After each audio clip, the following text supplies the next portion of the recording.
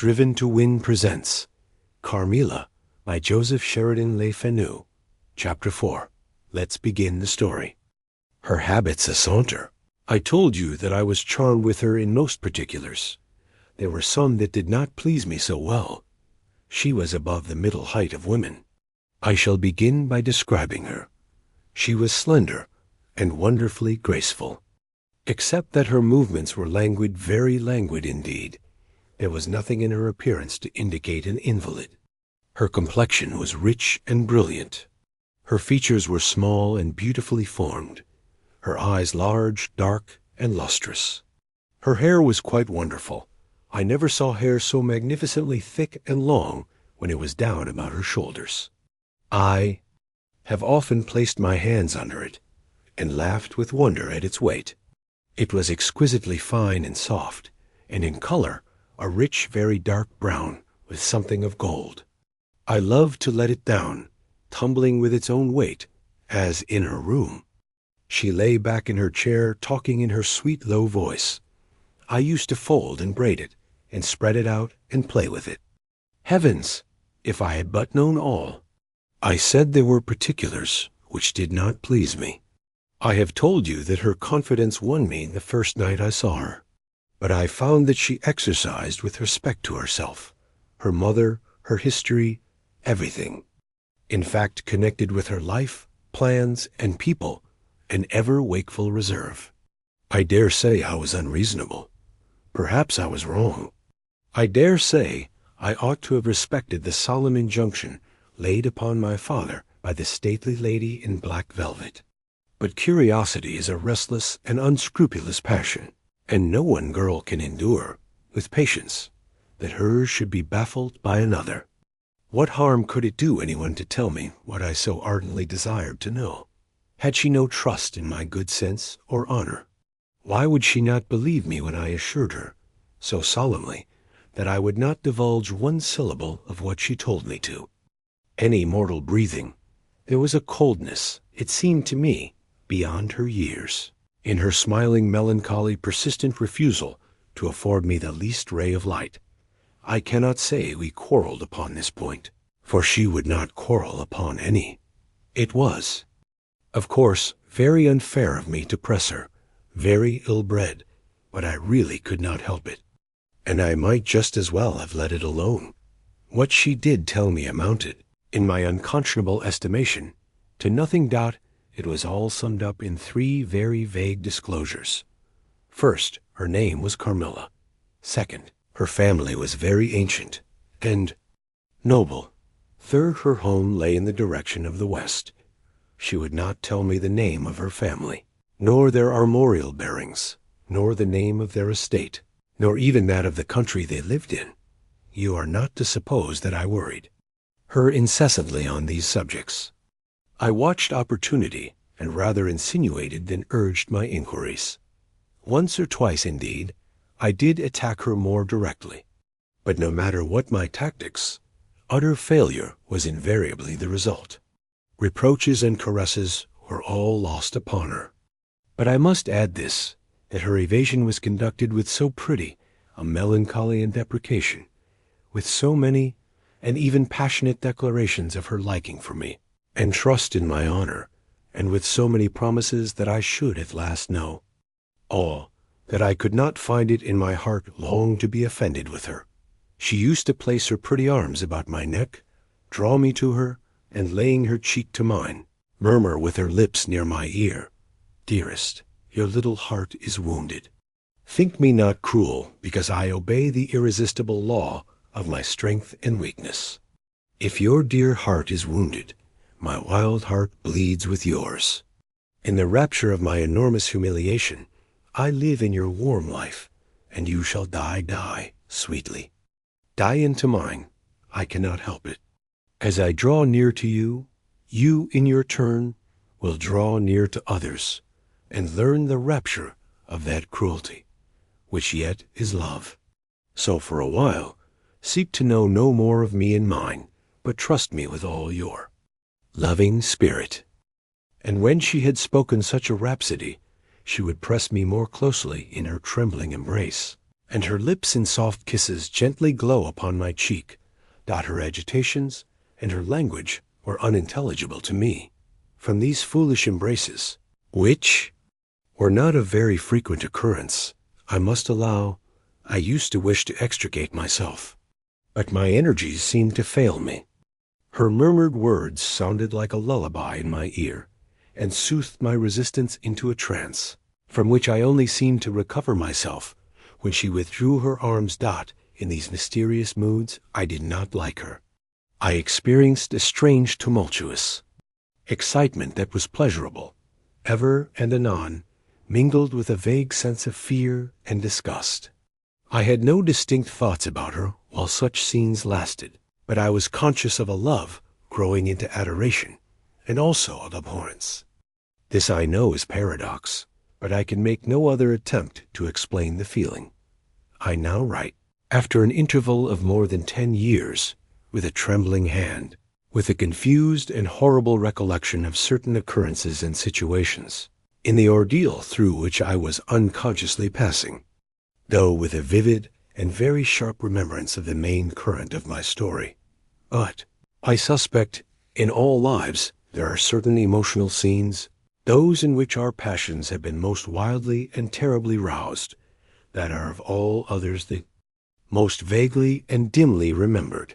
Sometimes, after an hour of apathy, my strange and beautiful companion would take my hand and hold it with a fond pressure, renewed again and again, blushing softly, gazing in my face with languid and burning eyes, and breathing so fast that her dress rose and fell with a tumultuous respiration. It was like the ardor of a lover. It embarrassed me. It was hateful and yet overpowering.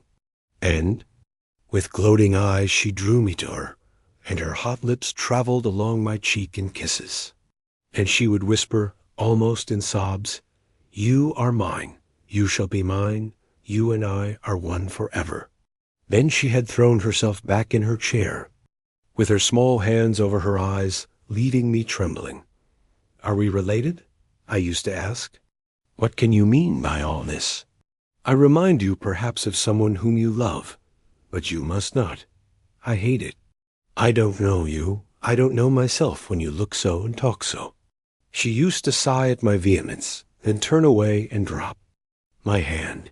Respecting these very extraordinary manifestations, I strove in vain to form any satisfactory theory, could not refer them to affectation or trick. It was unmistakably the momentary breaking out of suppressed instinct and emotion. Was she, notwithstanding her mother's volunteered denial, subject to brief visitations of insanity? Or was there here a disguise and a romance? I had read in old storybooks of such things. What if a boyish lover had found his way into the house and sought to prosecute his suit in masquerade, with the assistance of a clever old adventuress? But there were many things against this hypothesis, highly interesting as it was to my vanity. I could boast of no little attentions, such as masculine gallantry delights to offer. Between these passionate moments, there were long intervals of commonplace, of gaiety, of brooding melancholy, during which, except that I detected her eyes so full of melancholy fire, following me, at times I might have been as nothing to her. Except in these brief periods of mysterious excitement, her ways were girlish, and there was always a languor about her, quite incompatible with a masculine system in a state of health. In some respects, her habits were odd, perhaps not so singular, in the opinion of a town lady like you, as they appeared to us rustic people. She used to come down very late, generally not till 1 o'clock. She would then take a cup of chocolate, but eat nothing. We then went out for a walk, which was a mere saunter, and she seemed, almost immediately, exhausted, and either returned to the Schloss or sat on one of the benches that were placed, here and there, among the trees. This was a bodily languor, in which her mind did not sympathize. She was always an animated talker, and very intelligent. She sometimes alluded for a moment to her own home, or mentioned an adventure or situation, or an early recollection, which indicated a people estranged. manners, and described customs of which we knew nothing.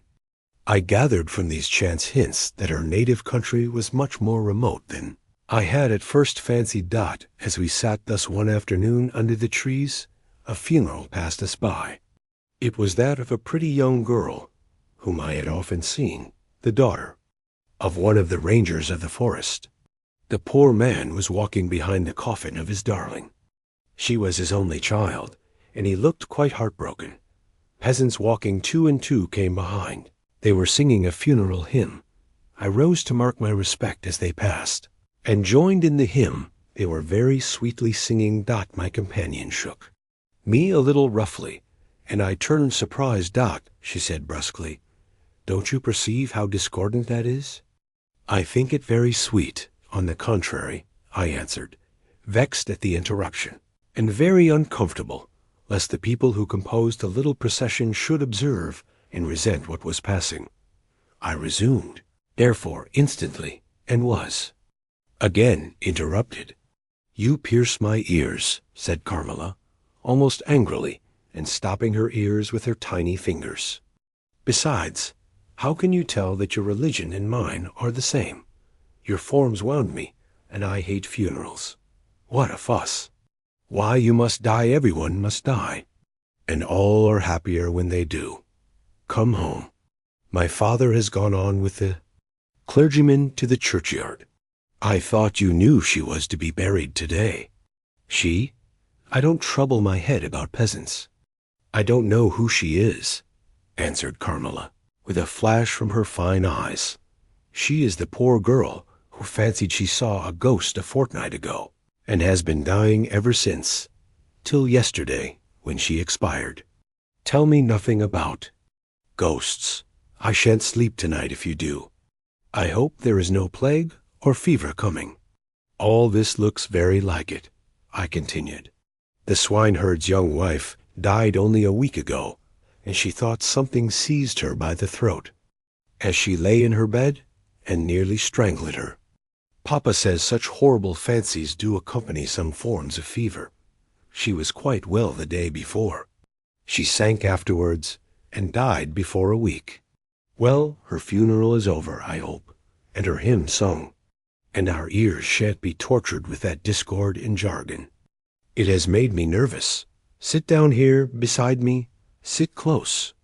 Hold my hand. Press it harder." We had moved a little back, and had come to another seat. She sat down. Her face underwent a change that alarmed and even terrified me for a moment. It darkened and became horribly livid. Her teeth and hands were clenched, and she frowned and compressed her lips, while she stared down upon the ground at her feet, and trembled all over with a continued shudder as irrepressible as ague. All her energies seemed strained to suppress a fit, with which she was then breathlessly tugging, and at length a low convulsive cry of suffering broke from her, and gradually the hysteria subsided. "There, that comes of strangling people with hymns," she said at last. Hold me still. It is passing away." And so gradually it did, and perhaps to dissipate the somber impression which the spectacle had left upon me, she became unusually animated and chatty. And so we got home. This was the first time I had seen her exhibit any definable symptoms of that delicacy of health which her mother had spoken of. It was the first time, also, I had seen her exhibit anything like temper. Both passed away like a summer cloud, and never but once afterwards did I witness on her part a momentary sign of anger. I will tell you how it happened. She and I were looking out of one of the long drawing-room windows, when there entered the courtyard, over the drawbridge, a figure of a wanderer, whom I knew very well. He used to visit the Schloss generally twice a year. It was the figure of a hunchback, with the sharp, lean features that generally accompany deformity. He wore a pointed black beard, and he was smiling from ear to ear, showing his white fangs. He was dressed in buff, black, and scarlet, and crossed with more straps and belts than I could count, from which hung all manner of things. Behind, he carried a magic lantern and 2 boxes, which I well knew, in one of which was a salamander, and in the other a mandrake. These monsters used to make my father laugh. They were compounded of parts of monkeys, parrots, squirrels, fish, and hedgehogs, dried and stitched together with great neatness and startling effect. He had a fiddle, a box of conjuring apparatus, a pair of foils and masks attached to his belt, several other mysterious cases dangling about him, and a black staff with copper ferrules in his hand.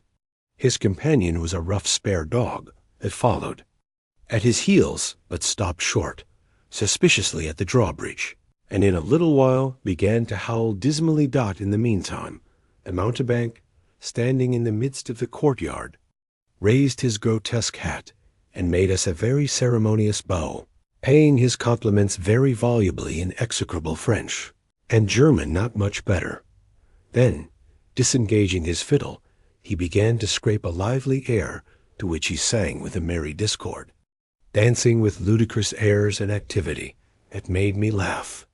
In spite of the dog's howling, then he advanced to the window with many smiles and salutations, and his hat in his left hand, his fiddle under his arm, and with a fluency that never took breath, he gabbled a long advertisement of all his accomplishments, and the resources of the various arts which he placed at our service, and the curiosities and entertainments which it was in his power, at our bidding, to display. Will your ladyships be pleased to buy an amulet against the upire, which is going like the wolf, I hear, through these woods, he said, dropping his hat on the pavement. They are dying of it right and left, and here is a charm that never fails. Only pinned to the pillow, and you may laugh in his face. These charms consisted of oblong slips of vellum, with cabalistic ciphers and diagrams upon them. Carmilla instantly purchased one, and so did I. He was looking up, and we were smiling down upon him, amused. At least I can answer for myself. His piercing black eye, as he looked up in our faces, seemed to detect something that fixed for a moment his curiosity. In an instant he unrolled a leather case, full of all manner of odd little steel instruments. Here, my lady, he said, displaying it, and addressing me, I profess, among other things less useful, the art of dentistry. Plague take the dog, he interpolated. Silence, beast. He howls so that your ladyships can scarcely hear a word. Your noble friend, the young lady at your right, has the sharpest tooth, long, thin, pointed, like an awl, like a needle. Ha ha! With my sharp and long sight, as I look up, I have seen it distinctly. Now if it happens to hurt the young lady, and I think it must, here am I, here are my file, my punch, my nippers. I will make it round and blunt, if her ladyship pleases. No longer the tooth of a fish, but of a beautiful young lady as she is. Hey, is the young lady displeased? Have I been too bold? Have I offended her? The young lady, indeed, looked very angry as she drew back from the window. How dares that mountebank insult us so? Where is your father? I shall demand redress from him. My father would have had the wretch tied up to the pump and flogged with a cart whip and burnt to the bones with the cattle brand. She retired from the window a step or two and sat down, and had hardly lost sight of the offender, when her wrath subsided as suddenly as it had risen, and she gradually recovered her usual tone, and seemed to forget the little hunchback and his follies. My father was out of spirits that evening. On coming in, he told us that there had been another case very similar to the 2 fatal ones which had lately occurred. The sister of a young peasant on his estate, only a mile away, was very ill, had been, as she described it, attacked very nearly in the same way, and was now slowly but steadily sinking. All this, said my father, is strictly referable to natural causes. These poor people infect one another with their superstitions, and so repeat in imagination the images of terror that have infested their neighbors. But that very circumstance frightens one horribly, said Carmilla. How so? Inquired my father. I am so afraid of fancying I see such things. I think it would be as bad as reality. We are in God's hands. Nothing can happen without his permission. And all will end well for those who love him. He is our faithful Creator. He has made us all and will take care of us. Creator, nature, said the young lady in answer to my gentle father. And this disease that invades the country is natural, nature. All things proceed from nature, don't. Nay, all things in the heaven, in the earth, and under the earth, act and live as nature ordains? I think so. The doctor said he would come here today, said my father, after a silence. I want to know what he thinks about it, and what he thinks we had better do. Doctors never did me any good, said Carmilla. Then you have been ill? I asked. More ill than ever you were, she answered. Long ago? Yes, a long time. I suffered from this very illness. But I forget all but my pain and weakness, and they were not so bad as are suffered in other diseases. You were very young then? I dare say. Let us talk no more of it. You would not wound a friend? She looked languidly in my eyes, and passed her arm round my waist lovingly, and led me out of the room. My father was busy over some papers near the window. Why does your papa like to frighten us? Said the pretty girl with a sigh and a little shudder. He doesn't, dear Carmilla. It is the very furthest thing from his mind. Are you afraid, dearest? I should be very much if I fancied there was any real danger of my being attacked. As those poor people were. You are afraid to die? Yes, everyone is. But to die as lovers, made to die together, so that they may live together. Dot girls are caterpillars, while they live in the world, to be finally butterflies when the summer comes. But in the meantime, there are grubs and larvae, don't you see, each, with their peculiar propensities, necessities, and structure. So says Monsieur Buffon in his big book in the next room. Later in the day the doctor came, and was closeted with Papa for some time. He was a skilful man. Of 60 and upwards, he wore powder, and shaved his pale face as smooth as a pumpkin. He and Papa emerged from the room together, and I heard Papa laugh and say as they came out, "Well, I do wonder at a wise man like you. What do you say to hippogriffs and dragons?" The doctor was smiling, and made answer, shaking his head, "Nevertheless, life and death are mysterious states, and we know little of the resources of either." And so they walked on, and I heard no more. I did not then know what the doctor had been broaching, but I think I guess it now. And that concludes Chapter 4. Stay connected for daily episodes. Like, subscribe, and join us tomorrow for the next chapter.